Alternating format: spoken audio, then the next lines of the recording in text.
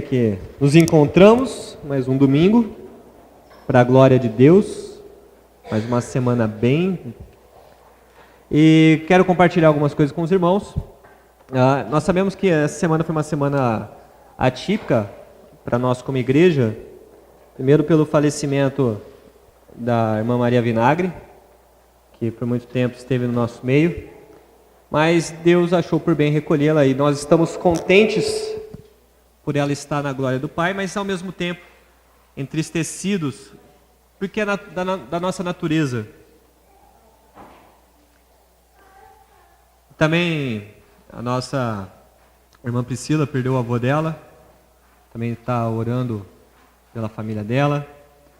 Ontem nós tivemos a nossa irmã Milena, foi atropelada, e ela está bem. Tá? Ela está internada na Unicamp, está na traumatologia, mas só para passar a informação, para tranquilizar os irmãos, a gente está buscando centralizar essas informações, porque para os pais é difícil ter que atender o telefone para ficar dando explicação do que está acontecendo. Então nós pastores, nós estamos absorvendo as informações para que a gente possa passar da melhor forma e também para dar uma tranquilidade à família, porque a nossa responsabilidade como igreja, não só espiritual, mas social, é fazer essa parte intermediária. Então a Milena está bem, ela sofreu, apesar do acidente, ela sofreu algumas escoriações na coluna, algumas lesões, micro lesões na coluna que não afetou a medula, graças a Deus, considerando o acidente, e também ela teve uma lesão no fígado. Então ela vai ficar em observação para saber se vai precisar fazer cirurgia, tá? Então ela vai estar lá no hospital, vocês podem visitar ela das 9 às 19. E até o final do culto eu passo para vocês o quarto, acho que é 543, Traumatologia, 5º andar da Unicamp, tá? 543, Traumatologia, Unicamp. Ela tá bem, ela mandou um áudio para os jovens, já falou que quem quiser levar churrasco para ela, tá aceitando, tá? Isso é ótimo, tá? Saber que a consciência é o ponto mais importante. Para a gente se tranquilizar como igreja, mas também lembrar da nossa responsabilidade de estar intercedendo pela Milena, pela família, pela Lude, pela Marta, e também pelos nossos irmãos que acabaram perdendo entes queridos. É nossa função, está lá em Romanos capítulo 12, chorar com os que choram e alegrar com os que se alegram. E nesse momento, durante 5 minutos, eu vou pedir para as crianças já ir descendo, você se junte com uma pessoa, que seja visitante ou não, mas em 2 ou 3 se reúna para orar por esses pontos que eu acabei de falar para vocês e também pelos pedidos que seus irmãos tenham, tá? É a nossa função como igreja. Enquanto isso, 5 minutos para a gente poder estar orando. Se você estiver vendo um irmão que está aí, que chegou, que é visitante, vai com ele, ora com ele, tá? Olha.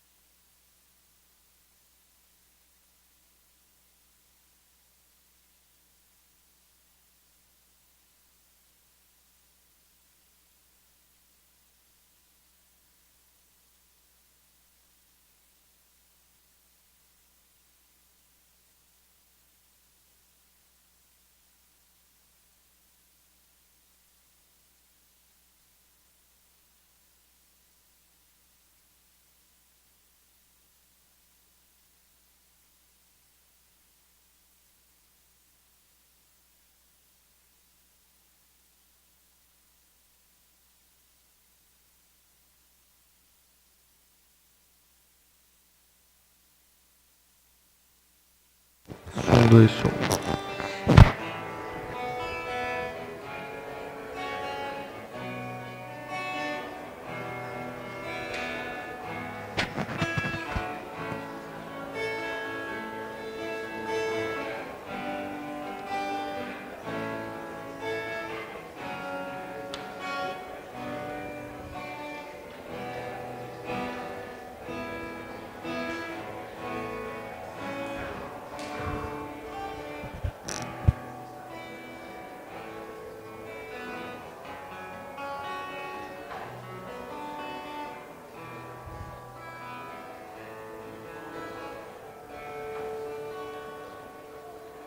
Senhor, nós te agradecemos por esse momento, como igreja, de estar intercedendo um pelos outros, de estar colocando aos nossos irmãos pedidos que estão nos nossos corações, que muitas vezes nos causam dúvidas, tristezas, anseios, mas nós confiamos no Senhor, ó Pai, sabendo que o Senhor sabe todas as coisas. O Senhor conhece o nosso coração, o mais íntimo, por isso pedimos que o Senhor esteja nos confortando, nos consolando, fazendo a Tua vontade manifesta em nós. Em especial, queremos colocar a família da nossa irmã Maria Vinagre, também a família da Priscila. Esteja visitando essas famílias que perderam entes queridos. Esteja consolando, confortando, trazendo a paz que excede todo entendimento, ó Deus. Que eles sintam preenchidos pelo Teu Espírito Santo, sabendo que o Senhor está no meio deles, assistindo a dor deles. E que ao seu tempo, ó Pai, eles possam entender os Teus propósitos. Te pedimos pela vida da Milena, primeiro agradecidos, porque o Senhor esteve sustentando a vida dela, não permitiu que algo mais grave ocorresse. Obrigado porque o Senhor foi fiel. Obrigado pela vida das pessoas que socorreram, que conduziram ela ao hospital, pelos médicos, pelos enfermeiros. Abençoe grandemente a vida deles. Mas peço que o Senhor esteja trabalhando na restauração na saúde da Milena, esteja trazendo paz a Marta, a Ludmila, que elas possam sentir não só o Teu conforto, mas o conforto da Tua igreja intercedendo por eles, por elas. Obrigado por tudo que o Senhor tem feito. Fale aos nossos corações através da Tua palavra. Não permita que nada nos tire este momento maravilhoso, de sermos exortados e sermos conduzidos à Tua vontade. Perdoe os meus pecados, ó Pai, como homem, como pessoa, que mesmo diante da minha limitação, o Senhor encontrou em mim um vaso para transmitir as Tuas verdades, que não é por causa de mim, mas apesar de mim. Que eu seja digno deste momento, em nome de Jesus. Amém. Obrigado, Enzo. Irmãos, nós vamos hoje falar sobre a importância de sermos resgatados para uma nova família. Na semana passada, nós falamos a importância do resgate para uma vida intelectual, ou seja, nós somos chamados como corpo de Cristo a conhecermos as profundidades das Escrituras, mas não só conhecer, mas também vivenciar, ou seja, o nosso chamado, ele não é egoísta, no sentido, eu me aperfeiçoo para viver de uma forma egoísta e ter conhecimento só para mim. Não. A partir do momento em que eu tenho um crescimento intelectual, eu também sou capacitado a trabalhar no corpo de Cristo. Ou seja, eu posso trabalhar na edificação do corpo de Cristo. E fomos desafiados a isso, de várias formas e de várias maneiras, o qual a igreja tem a nos fornecer para o nosso crescimento. Então isso é muito importante. E não precisa ser, por exemplo, um teólogo, um pastor. Você, na área onde você foi chamado, na área do seu trabalho, você pode abençoar vidas e você pode edificar pessoas. Hoje o nosso foco ele vai ser para somar o que nós falamos na semana passada. Porque se nós somos chamados uma nova família e somos resgatados, nós precisamos entender qual é a noção de resgate e o que significa este resgate. Vamos relembrar dos pontos elementares da fé. Coisas básicas. Porque se eu sou resgatado, existe um propósito nisso, tá? Então, vamos falar um pouco do sangue de Cristo, daquilo que Ele fez na cruz, até chegarmos no objetivo da nossa mensagem, que é falar dos nossos novos familiares. Primeiro, quando você se converte, não é apenas você ser aceito num hall de membros de uma igreja, tá? Batista Livre.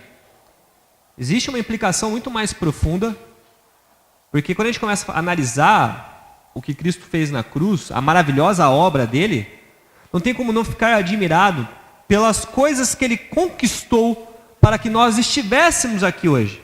Então nós vamos falar de 5 pontos rapidinhos nessa introdução, para mostrar o quanto o resgate de Cristo ele é importante para a nossa vida, e nós não podemos fazer disso em vão nas nossas vidas.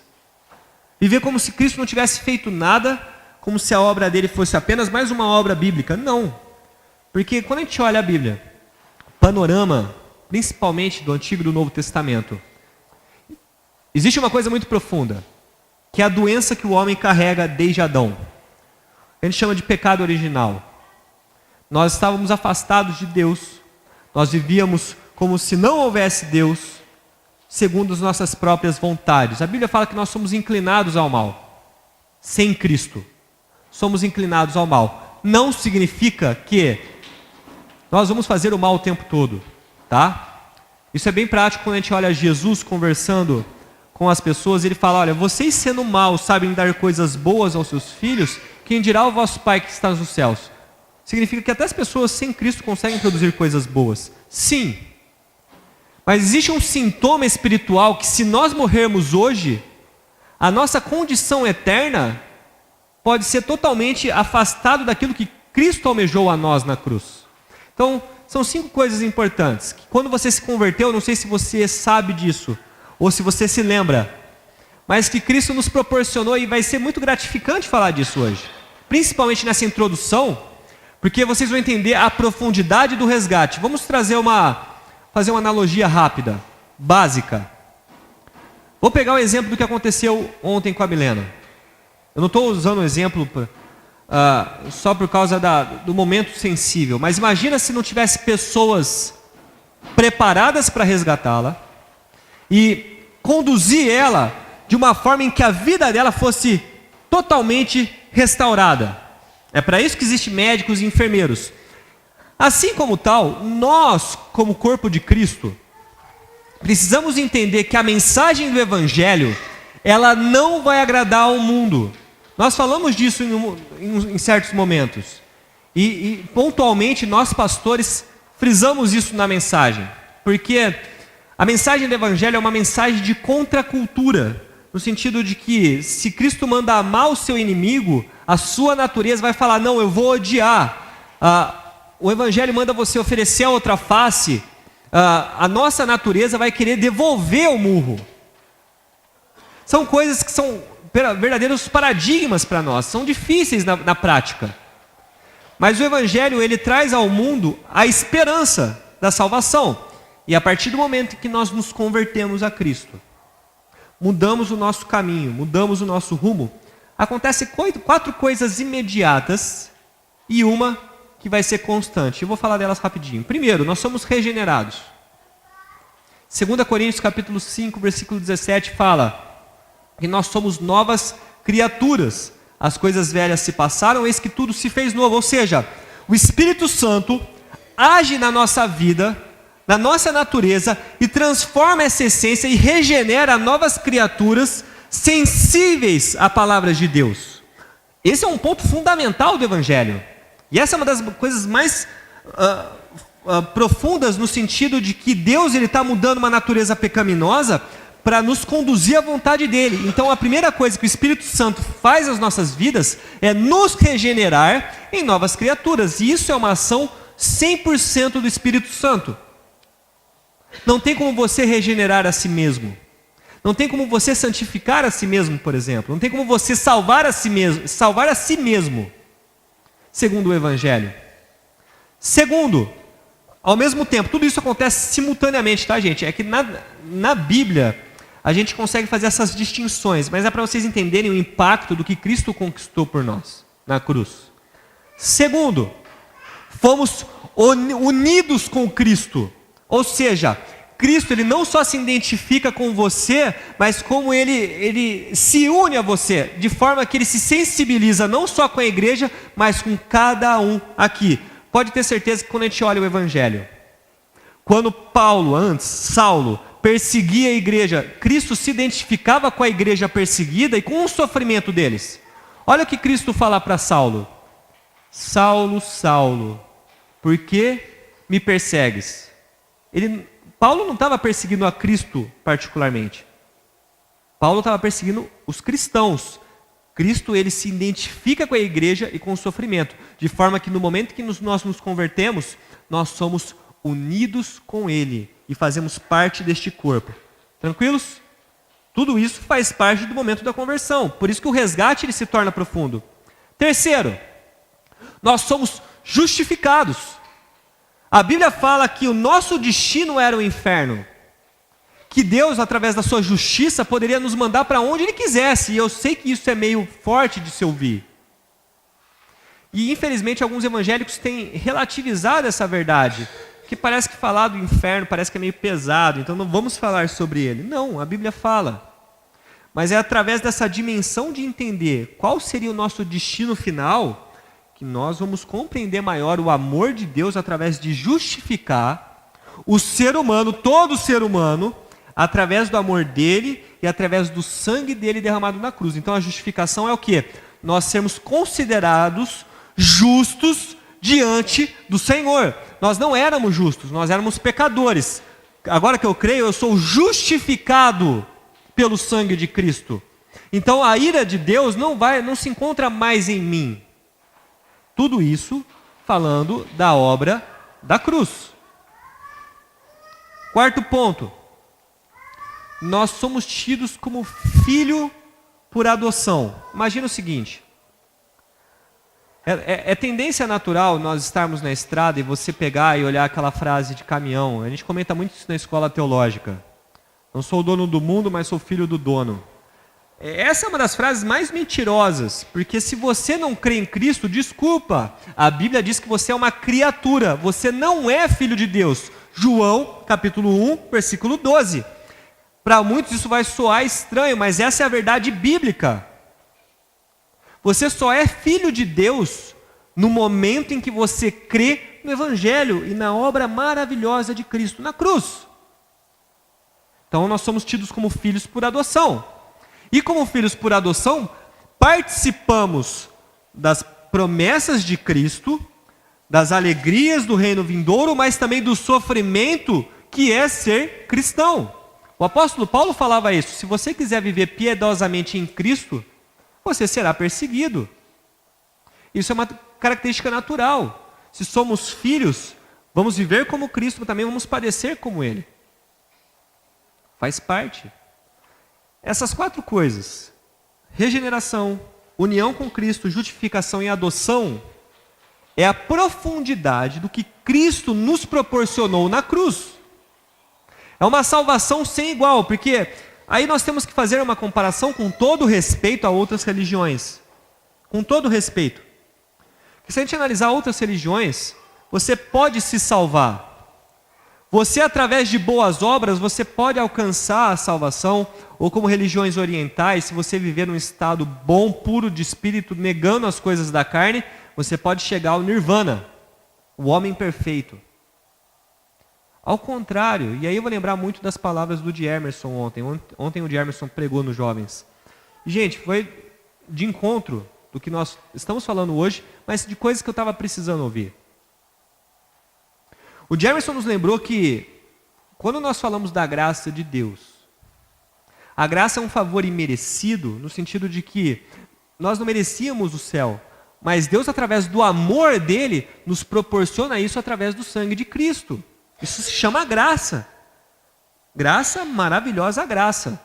Só que também o fato de sermos cristãos não significa, e isso foi uma coisa que foi muito bacana que o Jamerson falou, é que o fato de sermos cristãos, viver debaixo da graça de Deus, não significa que não vamos passar por dificuldades, como filhos de Deus. Que vamos estar isentos de problemas, que vamos estar isentos de doenças, ou de coisas que nós talvez não esperávamos. Mas faz parte. E ainda assim, na graça de Deus, Deus, através do Espírito Santo dele, vai nos sustentar. Olha como esse resgate ele é profundo. Por isso que quando nós estamos aqui, não é só um momento social, mas é para cultuar aquele que é digno de todo louvor, toda a honra e todo o poder. Porque só ele para nos capacitar. E quando eu comparo o cristianismo com outras religiões, que ponto eu quero chegar? É que no cristianismo é a única religião que Deus, ele se chega ao homem, morre por amor a ele e pode conduzir ele à salvação independente de quem ele seja. Pobre, rico, branco, negro, homem, mulher, quem quer que seja, a partir do momento que você crê, você faz parte disso. Isso é profundo. Aliás, eu acho que não existe mensagem redentiva no mundo mais profunda do que essa. Que não só ama, que muda o meu aqui e o agora, mas também me conduz à eternidade. Mas dentro desse arcabouço, eu sou conduzido a uma nova família. Uma família que não é de sangue, mas é de fé. E essa família, eu tenho que falar para vocês, muito tem sido feito chacota de nós cristãos. Muito tem sido mostrado na mídia sobre nós cristãos, coisas que não são verdades bíblicas. Mas o que nos torna irmãos, além da fé de Cristo, é o simples fato de sermos todos pecadores. Todos. Eu, vocês, não existe ninguém aqui que não tenha pecado. E esse é um ponto fundamental de entender, porque a partir do momento que eu entendo essa coisa básica da Bíblia, não tem o porquê, e a gente vai falar sobre isso já já, eu me sentir melhor que os outros. Ah, mas eu fiz mestrado, fiz doutorado, só tenho título de pastor, eu trabalho, sou chefe da empresa, não importa. Somos todos um em Cristo. Só que no quinto ponto desse resgate, existe uma coisa que é importante para qualquer família e principalmente para nós cristãos, que se chama santificação. Porque não existe resgate sem conduzir a pessoa para uma melhora de vida. Porque se eu fui, vamos imaginar o seguinte, qual é a maior evidência que o Espírito Santo habita em mim? Qual é a melhor forma de eu saber se Deus habita em mim? São os frutos. Como eu sei se uma pessoa é cristã ou não? Isso não é uma questão de julgamento. Ah, não posso julgar o irmão porque a Bíblia está lá em Mateus capítulo 7, versículo 1 ao 3. Não julgue para não ser julgados. Não estamos falando disso. A melhor forma de eu saber que uma pessoa é cristã são os frutos, é o fruto do Espírito apresentado na vida da pessoa. E Jesus deixa bem claro. Uma árvore boa não pode produzir maus frutos e uma árvore má não pode produzir bons frutos. É simples assim, porque se eu estou ligado em Cristo, então aquilo que agrada a Cristo agrada a mim. Aquilo que não agrada a Cristo não agrada a mim. E isso é um processo longo. Por isso que se chama santificação. A santificação é o Espírito Santo me conduzindo à vontade de Deus, no tempo de Deus, cada dia. Então, o primeiro passo da santificação é o quê? A humildade, é o reconhecimento, é o arrependimento. Eu só posso ser conduzido à santificação quando eu chego para o Espírito Santo de Deus e falo, eu não consigo. E isso deve ser diariamente a vida cristã. Porque só eu, Marcelo, sei as lutas que eu tenho quando eu acordo. As coisas que passam na minha cabeça. A vontade de coisas que não tem nada a ver com Cristo. As minhas limitações como ser humano. E se não fosse o Espírito Santo de Deus me conduzindo à santificação, o que seria de mim? Então, quando a gente fala de resgate para uma nova família, quando eu entendo essa dimensão maravilhosa e profunda da palavra, não tem como eu não ficar encantado e olhar para a igreja de uma outra maneira. Eu começo a olhar para a igreja e ver, somos todos um rebanho. Um bando de pecadores. Pessoas com defeitos, pessoas com limitações, mas todos alcançados pela graça maravilhosa de Deus. Então, dada a introdução, nós temos 5 pontos importantes para aprender a viver como uma nova família. e sermos desafiados a viver como tal. Tá? E são pontos que desafiam a mim, todos eles, de uma forma ou outra. Eu estou falando de mim com o Marcelo, e coisas que eu tenho dificuldade. Eu olho para a palavra, eu fico constrangido pela profundidade com qual ela vai me levar a entender essa nova família. Porque como família, vamos falar, família é uma bênção. Vamos trazer a família mesmo, aquela que a gente nasce. É uma bênção, mas também tem arranca-rabo, tem briga, tem domingo que dá mal-estar, dá mau humor. É gostoso estar junto, mas se ficar muito tempo dá desgaste. E faz parte. Porque o ser humano, a individualidade humana, ela é complicada. Cada um tem um temperamento. Tem gente que traz heranças da família. Ah, olha, meu pai fez isso comigo, vou fazer isso com meu filho. E nem sempre essa forma de ver o mundo é correta. A gente vai chegar nisso já já. Então não é fácil. Agora imagina o rebanho de Cristo. Não é diferente.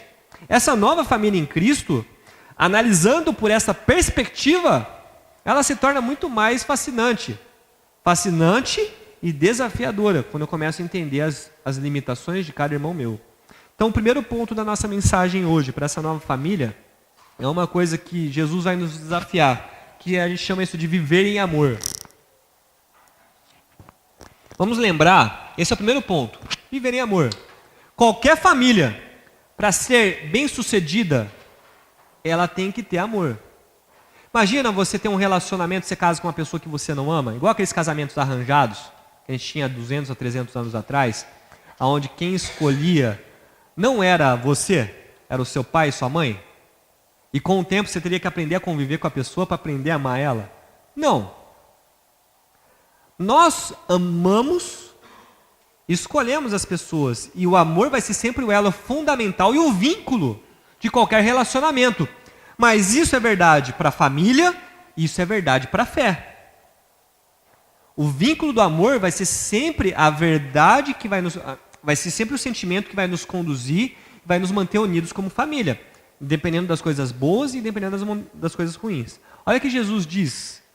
Gente, eu vou citar vários versículos, então, por favor, anote, tá? Porque são vários. Eu gostaria muito que você lesse em casa. Mas como eu vou citar os versículos, você estuda em casa lá, seria bacana, tá? Só até mesmo para ratificar o ensino. João 13, do 33 ao 34.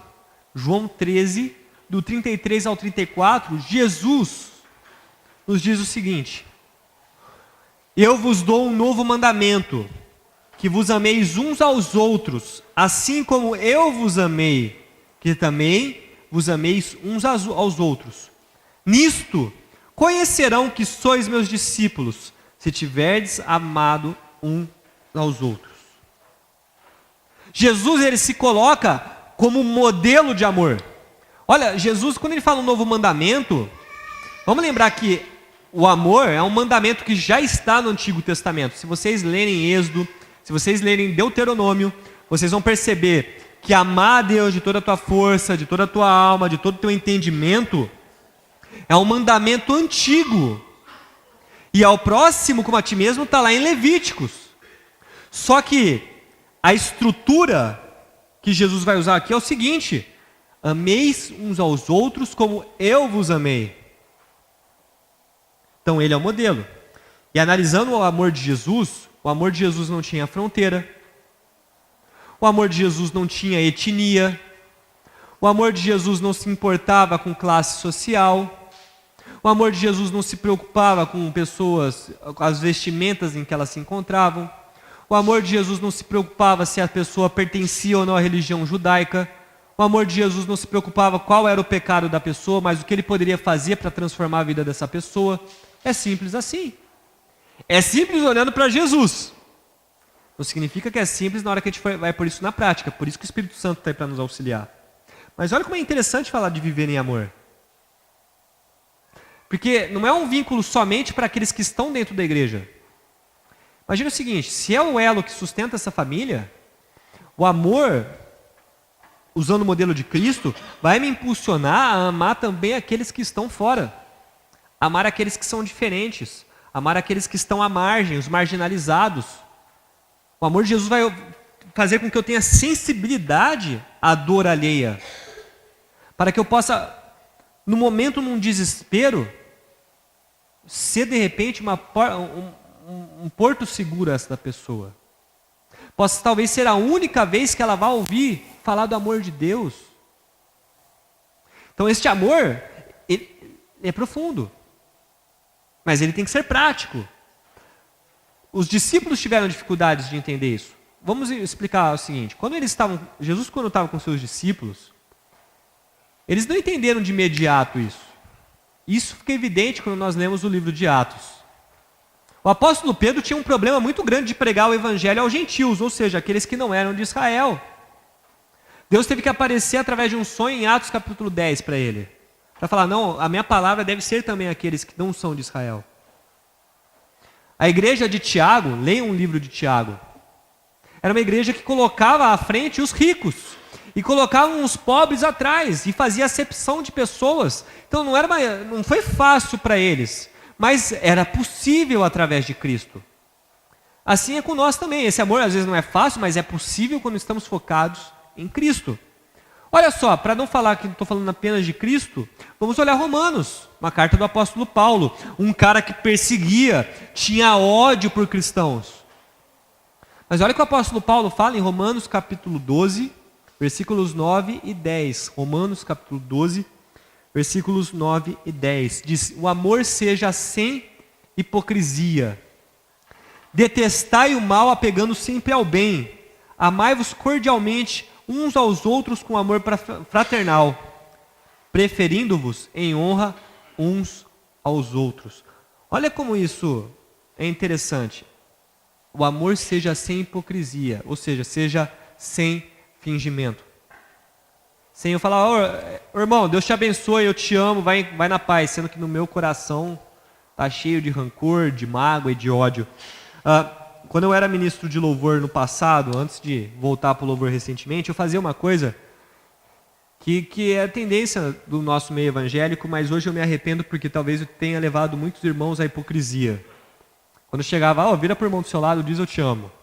Não sei se você já se sentiu incomodado com isso. Depois, quando você está sentado, quando você está cantando, eu sei que existe a boa vontade do ministro de louvor, mas eu errei muito fazendo isso. Vai, vira para a pessoa que está do lado, diz que você ama ela. E daí a pessoa, de repente, nem ama. Não estou falando, cara, então vamos parar de fazer isso. Não. Mas o amor tem que ser verdadeiro. Não posso chegar, fala para aquela pessoa que você tem tanto problema que você ama ela.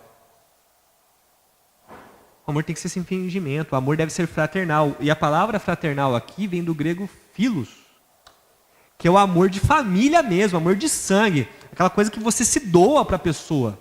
E uma das características, olha como é bacana olhar a Bíblia, que a Bíblia trabalha essas duas palavras de uma forma muito graciosa. Ágape e philos. Ágape é o amor incondicional. Deus tem por nós, independente de quem nós sejamos. Amor ágape. Deus ele não está esperando alguma coisa em troca de você. Ele te ama e ele morre na cruz por isso. Então é um amor que não espera nada em troca. E essa é uma vertente do ágape que me agrada muito quando nós olhamos. Que o amor da igreja, ele deve ser o ágape e deve ser o philos, deve ser os dois. Mas o ágape no sentido, eu não devo fazer alguma coisa na igreja esperando algo em troca de alguém. À medida em que eu faço alguma coisa esperando algo em troca, a chance de eu me frustrar é enorme. Isso é fato. Porque estamos lidando com seres humanos, e seres humanos são frustrantes por natureza. Nós somos frustrantes. Às vezes nós frustramos a nós mesmos ou frustramos outras pessoas. Então o que Deus fez? Amor ágape. Que se quiserem ter uma noção legal de amor ágape, 1 Coríntios capítulo 13, versículo 4 ao 7. Famoso versículo que a gente usa em casamento. Amor tudo crê, tudo sofre, tudo espera, tudo suporta. É fácil? Não. Mas essa é uma característica do amor ágape. Não faço algo esperando algo em troca. Segunda característica, o amor filo. O fraternal. É como se fosse da minha família.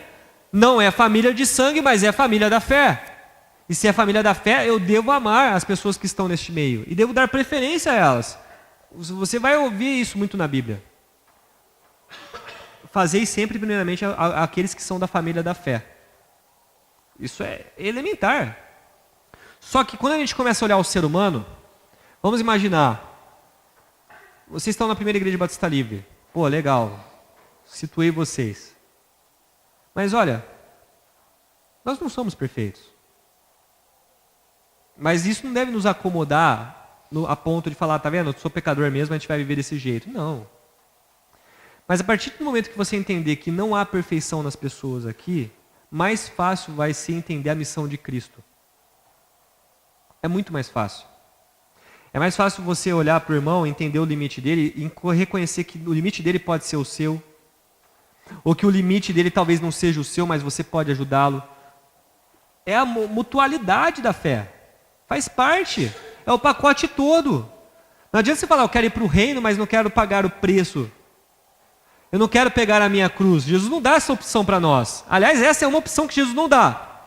Se alguém quiser vir após mim, pegue a sua cruz e siga-me. Ele não fala, pega se você quiser a sua cruz, tá bom? Daí você vem e me segue. São coisas que não diz. Aliás, tem uma página no Facebook que é muito interessante, chama Coisas que Jesus Nunca Disse. Gente, é fantástico, é muito bem bolado. E uma das frases é essa: pega a minha cruz se você quiser, tá? Ora somente quando você tiver afim. Não, essa opção não tem na Bíblia, porque isso aí faz parte, tá? Então, quando a gente começa a aprender a lidar com os limites dos outros, mais fácil é analisar a redenção que Cristo proporcionou a essa pessoa. É muito mais fácil.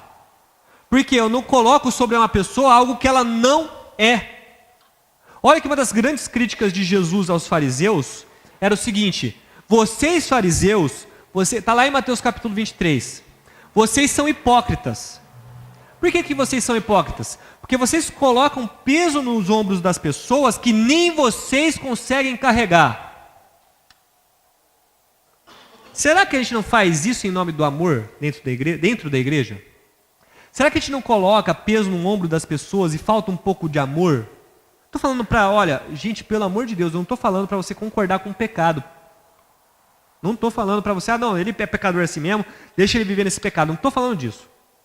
Eu estou falando de fato de não colocar no ombro do irmão aquilo que ele não é e colocar um peso além que ele não consiga carregar. Porque o fardo de Jesus é suave, é leve.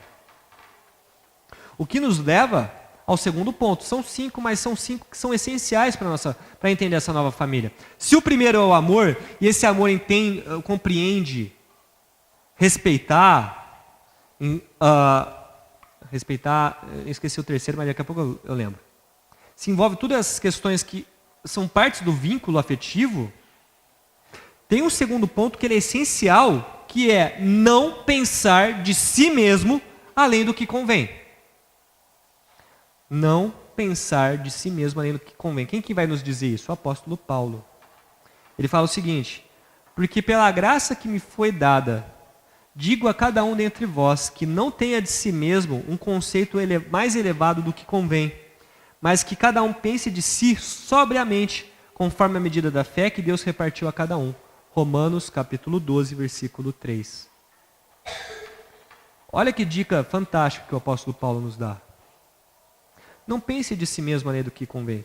Gente, nós temos uma tendência à arrogância, principalmente quando nós estamos com a razão, ou a prepotência, ou a soberba, principalmente se você for uma pessoa mais colérica, mais esquentada, a chance de você pegar e transformar o certo no errado é grande.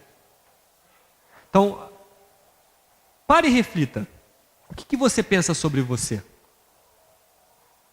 Pensou? Geralmente o conceito ele é sempre legal, porque a nossa tendência é achar que nós somos não tão errados, não tão pecadores, não tão problemáticos. Agora, você já parou para pensar o que os outros pensam sobre você? Eu acho que se for o que os outros devem pensar ao meu respeito, importa? Claro que importa. Talvez a gente tenha aquele momento de arrogância, não importa o que a igreja pensa de mim, importa sim, porque a família da fé, o coletivo, a comunidade, ela é relevante. Então, não só o que ela pensa de mim, mas o que de repente que eu estou fazendo que possa estar machucando esta comunidade, ferindo esta comunidade, ou de repente distorcendo uma verdade das Escrituras e que essa comunidade está vendo. Então é importante sim o que ela pensa, mas o que nós pensamos é importante. Jesus ele queria saber lá em Mateus capítulo 16 o que as pessoas diziam a respeito dele. Tanto é que nenhum dos discípulos ousava falar o que era, só Pedro. Nós dizemos que tu és o Cristo, o Filho do Deus vivo. Agora, o que as pessoas pensam a nosso respeito? O que elas dizem? O que a nossa comunidade da fé, como ela nos vê? Tem hora que você sabe, quando você vai passar por um problema, com quem você pode contar na igreja, e vem nomes na cabeça. Mas também você já sabe com quem que você não pode contar. Porque às vezes, como família, tem gente que não está ao seu lado a todo momento. E não deve ser assim na comunidade cristã. A Bíblia fala, chorai com os que choram. Então, se é para chorar, não é para ficar contando piadinha.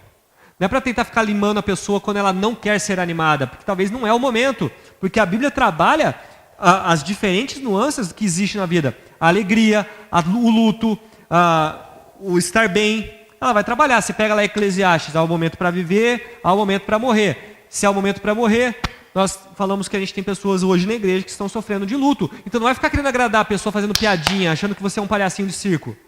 Porque a pessoa não quer isso. A pessoa quer chorar. Então não vai ficar animando a pessoa, isso não vai ajudar. E o luto da pessoa deve ser respeitado, sim. Não, o cristão não pode ficar triste, porque se ele crê, ele sabe que está com Cristo. Mas, irmão, e o lado humano? Jesus chorou quando Lázaro morreu. Cadê a sensibilidade? Às vezes eu comento alguns fatos de velório, mas é legal quando você fica muito tempo em velório, quando tem aqueles parentes que já estão umas 12 horas no velório, o cara já não aguenta de tanta tristeza, você vê que sempre tem aquele rol das piadinhas, né? Os caras saem para ficar contando piada. Vou fazer uma graça para dar uma animada no ambiente. É uma forma de alguns têm para lidar com o luto. Por exemplo, o irmão está doente, precisa de oração. Vai no médico. Às vezes vai no médico, eu acredito, gente, que Deus capacita os médicos. Mas isso não isenta a nossa responsabilidade como irmãos de orar por esta pessoa. Tudo isso a gente está falando de não pensar assim, sobre si mesmo além do que convém. Nós não podemos. Porque o apóstolo Paulo fala no final, porque Deus deu um dom a cada um de nós. E nós devemos usar bem, porque o dom vem dele, não é nosso. E se nós devemos usar isso dentro da igreja, falamos disso semana passada, mas vale reforçar como ensino. O dom que nós ministramos dentro da igreja são dons vindos de Deus. Se você usar mal, ele vai achar outra pessoa que faça melhor. Entenda isso. Se você acha que talvez seja melhor que outras pessoas para conduzir, esse tipo de soberba foi o que fez Satanás cair. Porque o orgulho, ele precede o quê? A ruína. Está na Bíblia. Quando a gente começar a achar que a gente é bom demais para estar aqui, ou que sem eu o ministério não anda, é porque eu já perdi total devoção e respeito pelo que Deus fez por mim e deu a mim. Eu perdi a total respeito. Que eu acho que eu sou autossuficiente. Então é um cuidado, porque o dom tem que ser trabalhado com zelo, com amor, com alegria. É gostoso estar aqui. Vai ter sempre dor de cabeça? Vai, porque faz parte. E isso não é ruim, gente. Desafio vocês. O dia que vocês encontrarem uma igreja perfeita no mundo, me avisa. Porque provavelmente você morreu, você está no céu. Porque a igreja perfeita é lá. Não existe igreja perfeita. Você vai sair daqui, no começo, é igual relacionamento, você vai encontrar, é o primeiro amor, você quer estar na igreja, você fica feliz, você fala, agora encontrei o lugar certo. Mas depois você começa a conhecer as pessoas. Conhecendo as pessoas, você conhece as falhas de cada uma. Aí você fala, não, vou embora porque eu descobri que ela tem pecadores, vou para outra. Vai fazendo isso sempre. Por quê? Talvez porque o conceito que você tem de si mesmo é elevado. Daí você está em pecado, porque você acha melhor que as outras pessoas. E você acha que está tudo de boa. Não estou pecando. Só acho que eu sou um pouquinho diferente deles. É sempre assim, tá bom? Terceiro ponto. E esse é fundamental, porque uma família viva bem. Que se chama testemunho. Esse é importantíssimo. Não existe uma família bem estruturada se ela não diz nada, não se diz bem ao próprio respeito ou propaga coisas boas aos outros. Por exemplo, Atos, capítulo 1, versículo 8. Lucas, o evangelista, ele escreveu o evangelho de Lucas e escreveu o livro de Atos. E ele deixa um testemunho fantástico. Olha o que ele fala lá em Atos, capítulo 1, versículo 8. Mas vocês vão receber o poder que vai descer sobre vocês, vindo do Espírito Santo. Ou seja, o poder ministrado na igreja é do Espírito Santo. Olha quantas vezes a Bíblia enfatiza que os dons não são nossos e nem a capacitação, vem do Espírito Santo. Ele fala, e ser-me-eis, olha esse poder para que ele serve. Ser-me-eis as minhas testemunhas, tanto em Jerusalém, como Judéia, Samaria e até os confins da terra. Foi o primeiro versículo que eu decorei na minha vida. Foi na Igreja Batista Central, tinha uns 10 anos e tinha um desafio de decorar versículo. Naquela época era bom de memória, não sou mais. E foi o primeiro versículo que eu decorei. Mas esse versículo fala uma verdade. O cristão, ele deve dar testemunho. E nós devemos nos preocupar como nós vivemos e como o outro vai receber tal informação. Tem 4 coisas importantes sobre o testemunho que deve ser dita. Primeiro, o testemunho é poder para encontrar pessoas perdidas. Através do seu testemunho, pessoas que estão perdidas podem ser encontradas e através do seu testemunho podem ser resgatadas. Fantástico. Porque o testemunho, ele nos destoa do mundo. Como a gente sabe quem é cristão ou não? Pelo testemunho. Pela forma em que vive fora da igreja, dentro e fora da igreja. Segunda coisa, o testemunho serve para declarar com ousadia que Jesus é o Filho de Deus. É para isso que o Espírito Santo nos capacita, para dar testemunho de Cristo. Porque Ele é o ideal, Ele é o objetivo, Ele que resgata. Então o testemunho ele serve para resgatar, ele serve para declarar Jesus Cristo ousadamente. Terceira coisa para que serve um testemunho, para estabelecer a igreja de Cristo. E a igreja de Cristo tem valores que são inegociáveis. Não adianta, irmãos. Tem valores que estão na Bíblia, tem coisas que são fundamentais, que são inegociáveis. Vai passar o tempo, a gente vai morrer se Cristo não voltar, e os valores e as coisas que Cristo nos deixou não vai mudar porque o mundo quer. Por isso que Jesus diz lá em Mateus capítulo 16, versículo 18, as portas do inferno não prevalecem contra a igreja. Isso é forte, porque a igreja ela é confrontada pelo diabo. Não adianta, tem uns que nem acreditam no diabo mais, né? Mas sim, existe isso na Bíblia. A igreja é afrontada por Satanás de forma aberta ou de forma sutil. Aberta é quando o Satanás ele possui pessoas. Sutil é quando ele vai usando pessoas como seus instrumentos. E às vezes essas pessoas podem estar aqui, dentro da igreja. Isso é forte, porque Jesus expulsava demônio dentro da sinagoga, onde a galera achava que era boa. Eu não me espantaria se pessoas aqui caíssem endemoniadas. Porque faz parte, tá, gente? Estou falando que tem um endemoniado aqui, é só uma probabilidade, tá? Pelo amor de Deus. A gente vai ficar caçando demônio aí. Mas se tiver, faz parte. E cabe a nós expulsarmos, tá? Mas Satanás está sempre nos afrontando. O apóstolo Paulo fala em Efésios, a nossa luta não é contra a carne ou o sangue. Ou seja, nós não somos inimigos uns dos outros. A comunidade LGBT não é a nossa inimiga. O pessoal que pensa diferente, anarquista, o que quer que seja, não são os nossos inimigos. Na verdade, eles são os nossos alvos de amor. Eles são alvos a serem alcançados através do testemunho da igreja. E se a gente propagar ódio, se a gente propagar acepção de pessoas, pode ter certeza que a gente está levantando mais muro que separa essas pessoas de Deus. Mas o apóstolo Paulo fala, a nossa luta na verdade não é contra a carne e o sangue, mas contra principados, potestades e dominadores do mal. Talvez, isso é sério, alguém aqui pode estar sob influência demoníaca. A vontade de dividir a igreja, a vontade de falar mal das pessoas, a vontade de fazer fofocas de coisas que você talvez não saiba, a vontade de dar mau testemunho, pode ser uma influência demoníaca. Mas também pode ser mau caráter também, mau caratismo da pessoa. Tem as duas coisas, tá bom? As duas coisas são possíveis biblicamente. Quarto e último ponto para que serve um testemunho. Para dar testemunho para aqueles que são de fora. Embora esteja totalmente ligado ao primeiro, encontrar perdidos, eu vou só ganhar um tempo, para mim é ganhar tempo falando sobre isso. Quando eu dou o meu testemunho, eu tenho que pensar que tem coisas que eu faço que talvez possa escandalizar pessoas. E aqui eu não vou ficar mais falando de coisas que já são batidas, eu só vou jogar isso para reflexão. Tem muitas coisas que eu, Marcelo, gostaria de fazer e eu não faço porque eu penso nos meus irmãos em Cristo. Eu sei que se eu fizer, pode ser um péssimo testemunho e pode trazer escândalo à igreja. Eu gostaria de postar fotos de coisas que eu estaria fazendo, de repente para um momento de lazer, mas talvez por respeito a algumas pessoas que são fracas na fé, eu não faço isso. Porque às vezes eu posso estar errando. De repente posso estar em pecado. Ou de repente eu posso estar incentivando uma fraqueza de um irmão. E por respeito a isso, eu não o faço. Então a gente vai pecar escondido, pastor? É isso que você está falando? Não. Você vai lutar contra isso. Sempre. Que parece, não, então é para a gente fazer escondido, é isso. Não é para não postar foto, não. É para não fazer mesmo. Porque tem vícios, tem coisas que são problemáticas para a vida. Qualquer vício é problemático, qualquer coisa pode ser problemática. Mas a partir do momento em que eu não considero o outro na hora de deliberar a minha própria vida, algum problema tem. São Tomás de Aquino escreveu um livro chamado Suma Teológica, um dos maiores filósofos cristãos. E ele fala, tem uma coisa no cristão que deve ser o respeito. E o respeito para o cristão é considerar o outro na hora de tomar a própria decisão. Então, na hora de dar testemunho, eu vou considerar sim a vida dos meus irmãos.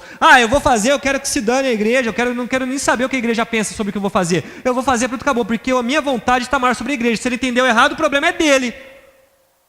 Isso é egoísmo. Isso está longe da vontade de Deus. Isso não é viver como família. Eu vou fazer, dane-se o mundo? Eu quero que os outros engulam o meu pecado e pronto? Imagina se eu fizer isso com os meus pecados, todas as vezes. É meu pecado mesmo e pronto, eu vou fazer os outros que pensem o que quiser de mim. Não estou nem mais para a igreja. É isso que as igrejas estão fazendo, é isso que a nossa igreja de Batista Livre faz, muitas vezes. Joga o pecado na cara dos outros, não está nem aí para os outros que eles vão achar ou não. E depois fala, mas o irmão tem que ter amor. Mas espera aí, como nova família, devemos dar testemunho. Está na Bíblia que você tem que dar testemunho, não sou eu que estou falando. Porque eu luto diariamente com os meus pecados para dar testemunho. Eu diariamente faço isso. E eu peco, e eu erro, e eu caio. E é por isso que o Espírito Santo me levanta novamente, porque eu me arrependo. É essa a diferença da igreja. E nós não estamos mais destoando do mundo. A família de Cristo, essa nova família deve entender o seguinte, nós não devemos fazer amizade com o mundo, nem amar as coisas do mundo, e nem que o mundo há. Está lá em 1 João. Tem gente, mas eu não gosto disso. Desculpa, irmão. Ser cristão é ou você crê na Bíblia toda ou você não crê. Então eu não vou ficar, para ganhar as pessoas eu vou perverter o evangelho. Para ganhar as pessoas eu não vou mudar o meu jeito de vida. Para ganhar as pessoas eu não vou mudar a minha forma de vestir. Porque lá em 1 Coríntios capítulo 9, o apóstolo Paulo fala que ele se fez de tudo para ganhar as pessoas. E a pessoa distorce o evangelho de uma forma tão terrível para justificar o próprio pecado. Quem fez isso? O diabo. Isso é sério. Porque se a igreja não está mais destoando do mundo, qual é a nossa razão de ser? O pastor Lucas frisou isso recentemente. É uma desculpa pior que a outra. Eu não vou na igreja porque não tem mais nada a me oferecer tal grupo. Eu já estou grande demais porque não tem mais... Mas espera aí, não está na hora de você oferecer em vez de ficar recebendo? Olha como o pensamento do cristão é egoísta.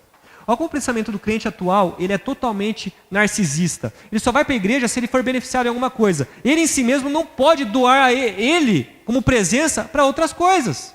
Que testemunho é esse? Que testemunho, por exemplo, alguns jovens de hoje passam para as crianças? Que testemunho alguns adultos hoje passam para os jovens? Que testemunho alguns idosos passam para os adultos? Qual o testemunho? Só faço se eu tiver se eu for beneficiado. Mas de repente, você estar aqui, você ser um elo, um vínculo entre uma idade e outra, é fundamental para o crescimento. É fundamental. Imagina se um pai chega para o filho, eu vou deixar ele crescer sozinho, eu vou sair, eu vou ficar ausente, deixa ele crescer sozinho. É isso que a gente está fazendo com os nossos adolescentes, é isso que a gente está fazendo com as nossas crianças, é isso que muitos adultos fazem com os jovens. Abandona. E depois joga, como falei semana passada, joga a responsabilidade de um. Que testemunho é esse?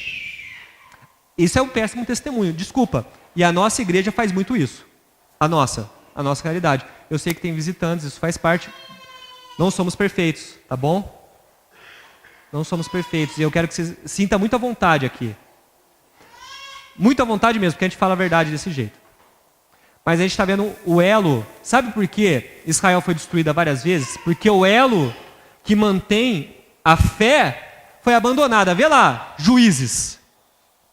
Porque eles pularam uma etapa e abandonaram seus jovens, eles caíram para a idolatria. E é isso que muitos de nós temos feito. E jogaram a responsabilidade para os outros. E a gente fala, agora eu não tenho mais nada a receber, eu só quero receber. Tem gente que é assim mesmo, né? O pastor Lucas pregou isso e foi fantástico. Ele fala do obeso espiritual. É fantástico essa pregação dele. Eu acho que deve ter na internet, é muito boa. É a pessoa ela só recebe informação e na hora dela oferecer? Ah, não, eu não quero mais oferecer porque acabou o meu vínculo com aquilo. Imagina se eu como pastor fizesse isso. Acabou meu vínculo com as crianças, não quero mais nada com elas. Não, deve ser respeitado isso sim, porque isso faz parte do testemunho. Tranquilos? Vamos para o quarto e penúltimo ponto. Quarto ponto, disciplina. Não existe família em Cristo se não houver disciplina. Isso que a gente está fazendo, a pregação, ela tem essa função. A disciplina faz parte para crescermos como uma nova família. Olha só que interessante quando a gente pega Hebreus, capítulo 12, versículo 14. Diz: cuidado, irmãos, para que nenhum de vocês tenha coração perverso e incrédulo. Olha, o autor de Hebreus está falando para a gente que está dentro da igreja.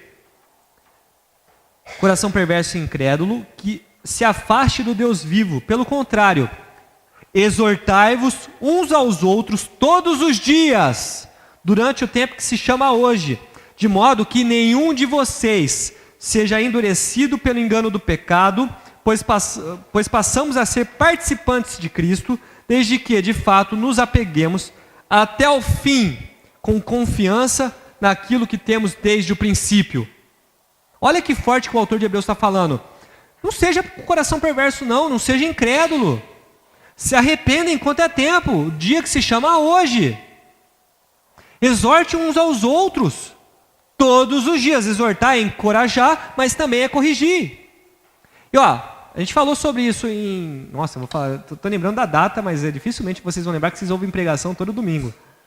Mas em novembro de 2015 eu preguei sobre isso.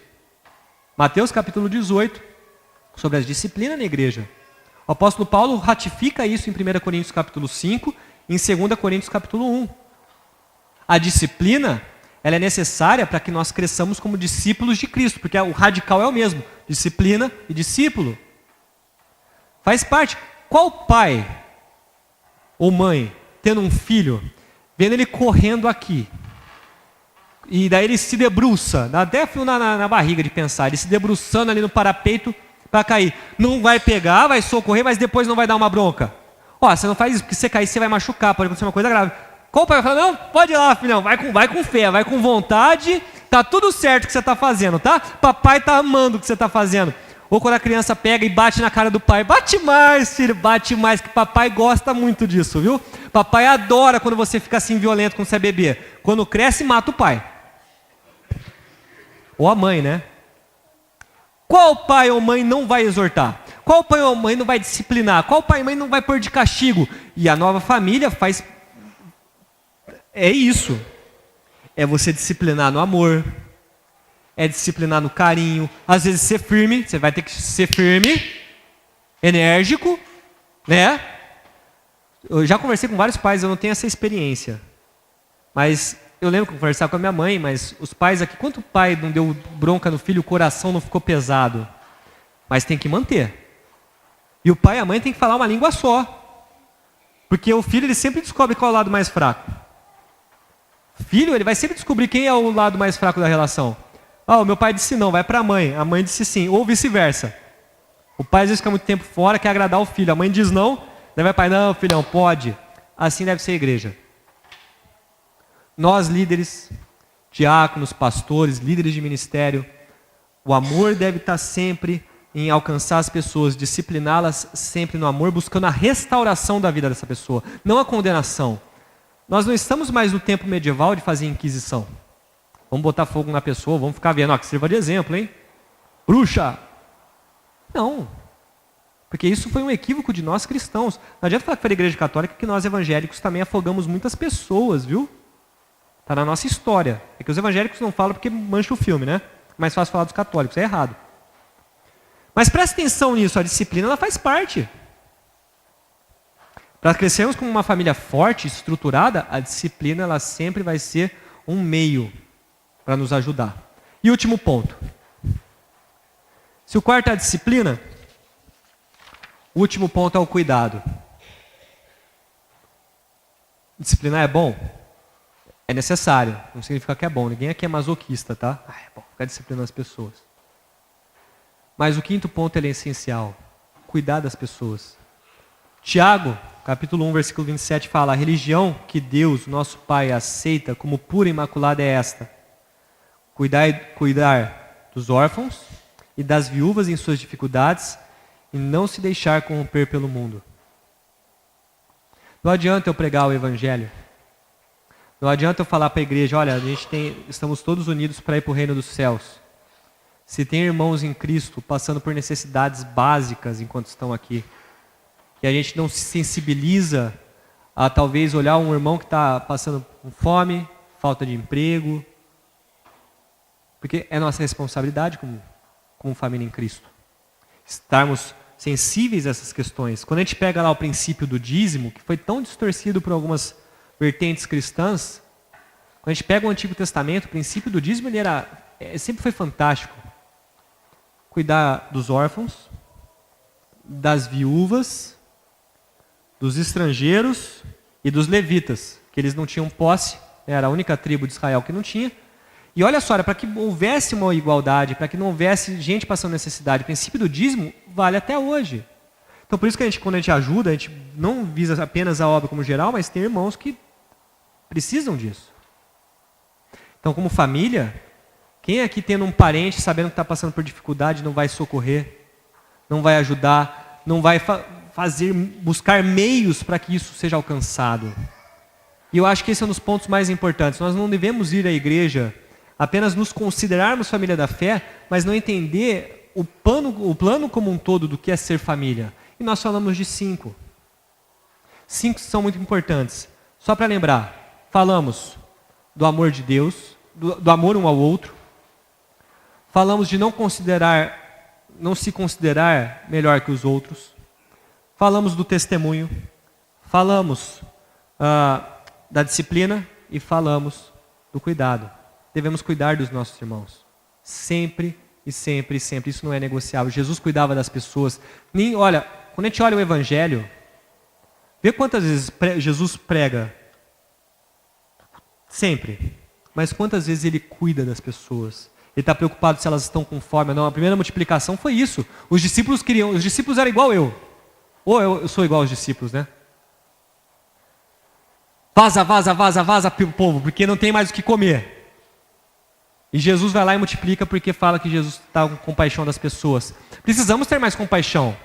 Precisamos olhar mais para... Olha as missões urbanas, olha quantas pessoas hoje passando fome, quantas pessoas hoje que não têm o que comer, não só dentro, mas como fora. E nós, como cristãos, não podemos mais fechar os olhos para isso. Ou fingir que eu só vou à igreja para ser beneficiado. Porque ser cristão também é ser impelido a ser sensibilizado ao outro e às necessidades do outro e cuidar do outro. Por isso hoje nós vamos fazer uma coisa diferente. Vou convidar o grupo de louvor aqui à frente. Vou pedir que você se coloque em pé, mas feche seus olhos.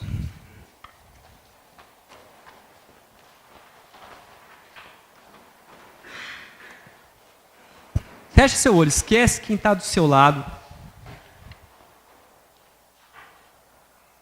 Não se distraia. Mas hoje a gente vai fazer um desafio. Porque se nós somos resgatados para viver uma nova família, começa a minha confissão. Eu tenho falhado. E eu estou precisando ser desafiado, não somente como pastor, mas por vocês, que estão sempre comigo. E o meu desafio vai ser você dar um passo de fé, para que você saia daqui sabendo que Cristo está com você, que as suas limitações como membro dessa família são possíveis ser sanadas através do Espírito Santo. Eu já estou me colocando aqui na frente. E peço que, se você quer que eu ore por você, você saia do seu lugar e você venha aqui à frente. Porque uma das funções como família de Cristo é nós orarmos um pelos outros e encorajar.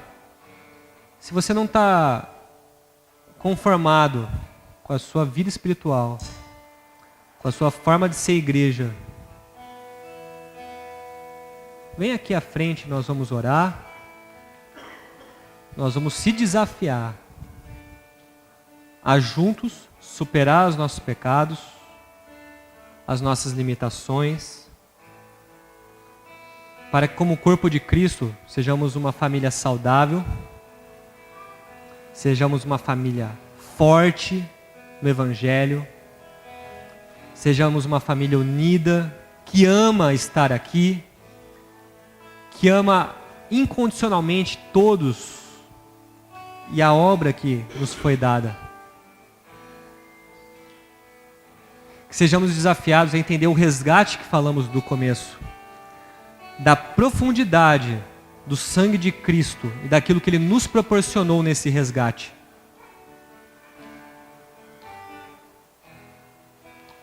Eu me proponho a estar junto com vocês. Que Cristo nos capacite, não só a mim, mas o pastor Lucas, os diáconos, toda a liderança.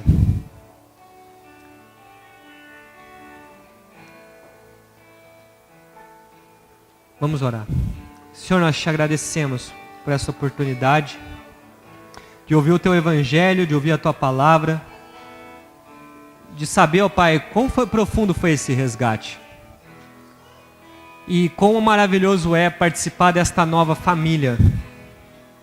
Uma família que são pecadores, mas são remidos pelo Teu sangue.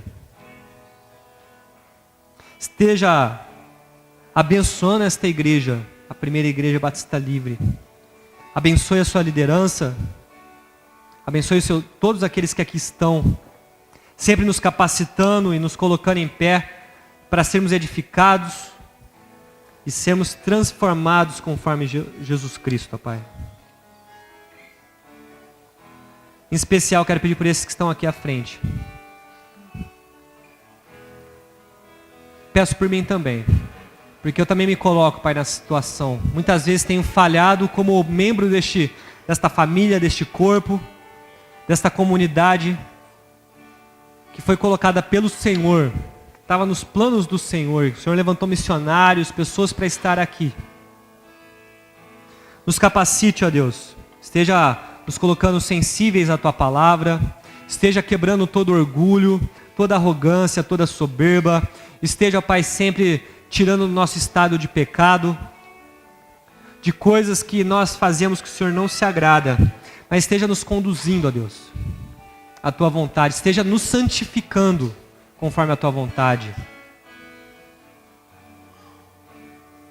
Que nós não sejamos mais os mesmos e que nos nossos momentos de dificuldade, de limitação, de dúvidas que muitas vezes nos tira do foco, o Senhor, através do Teu Espírito Santo, possa estar nos conduzindo sempre, Pai, à Tua vontade, à verdade da Tua Palavra, à prática da Tua Palavra, que quando nós saímos daqui, possamos ser luz, não somente para esta igreja, dando um verdadeiro testemunho, mas sendo luz para aqueles que estão lá fora, para que esta família cresça. Cresça e dê frutos, ó Pai, dê bastante fruto em Ti. Que através de nós, no nosso emprego, na nossa família, para aqueles que não são convertidos,